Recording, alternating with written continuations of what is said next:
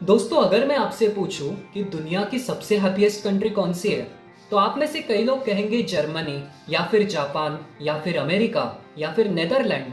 मगर ये सारे जवाब गलत है।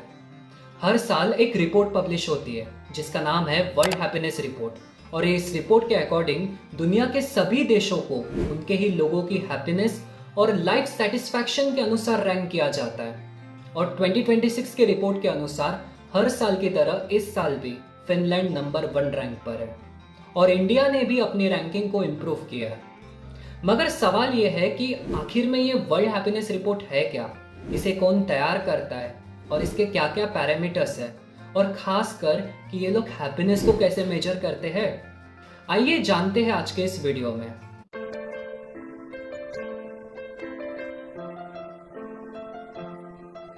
तो वर्ल्ड हैप्पीनेस इंडेक्स ये एक एनुअल रिपोर्ट होती है जो कि लोगों की लाइफ सेटिस्फैक्शन को मेजर करती है। इस रिपोर्ट को United Nations sustainable development solution network, Gallup और ऑक्सफोर्ड यूनिवर्सिटी के रिसर्चर्स मिलकर तैयार करते हैं। और इस रिपोर्ट में दुनिया भर के हजारों लोगों से एक सिंपल सवाल पूछा जाता है कि आप अपनी जिंदगी को 0 से 10 के स्केल पर कितना स्कोर देंगे। यहाँ पर 0 का मतलब होता है सबसे खराब जीवन और 10 का मतलब होता है सबसे बेहतर जीवन। इसी सर्वे के आधार पर कंट्रीज की रैंकिंग तैयार की जाती है।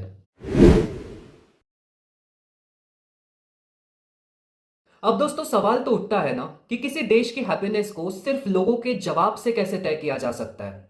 इसलिए इस रिपोर्ट में 6 महत्वपूर्ण फैक्टर्स को भी कंसीडर किया जाता है। पहला है पर कैपिटा इनकम, यानी एक व्यक्ति की एवरेज इनकम कितनी है। जिन देशों में लोगों की आर्थिक स्थिति अच्छी होती है वहां पर जीवन की क्वालिटी भी बेहतर होती है। दूसरा है सोशल सपोर्ट, क्या मुश्किल समय में आपके पास परिवार, दोस्त या समाज का सहारा है। रिसर्च बताती है कि स्ट्रॉन्ग रिलेशनशिप्स हैप्पीनेस का बहुत बड़ा सोर्स होती है। तीसरा है हेल्दी लाइफ एक्सपेक्टेंसी, यानी लोग कितने साल तक स्वस्थ जीवन जीते हैं। अच्छी हेल्थ केयर और हेल्दी लाइफस्टाइल लोगों को अधिक संतुष्ट बनाती है। चौथा है freedom to make life choices, क्या लोग अपनी पढ़ाई, करियर और जीवन के निर्णय खुद ले सकते हैं।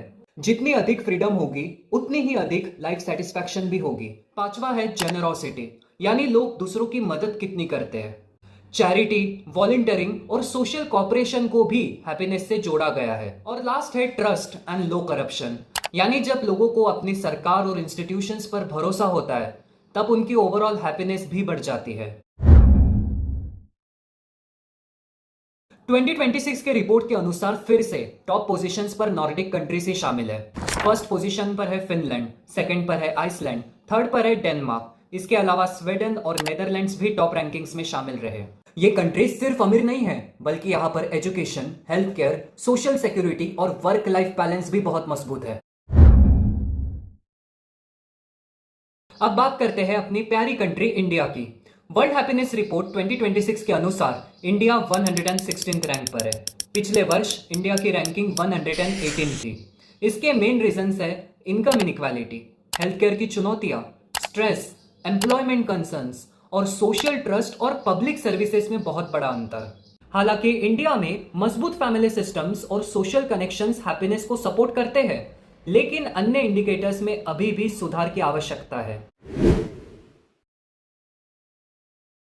अब सबसे बड़ा सवाल तो यह है कि हर साल फिनलैंड ही नंबर 1 क्यों बनता है। इसका जवाब सिर्फ पैसा नहीं है, बल्कि फिनलैंड में हाई क्वालिटी एजुकेशन सिस्टम है, यूनिवर्सल हेल्थ केयर सिस्टम है, करप्शन बहुत कम है, एनवायरनमेंट साफ और सस्टेनेबल है, वर्क लाइफ बैलेंस बहुत अच्छा है, और सरकार और लोगों के बीच भरोसा बहुत मजबूत है। और यही कारण है कि फिनलैंड के लोग अपनी जिंदगी से अधिक संतुष्ट महसूस करते हैं।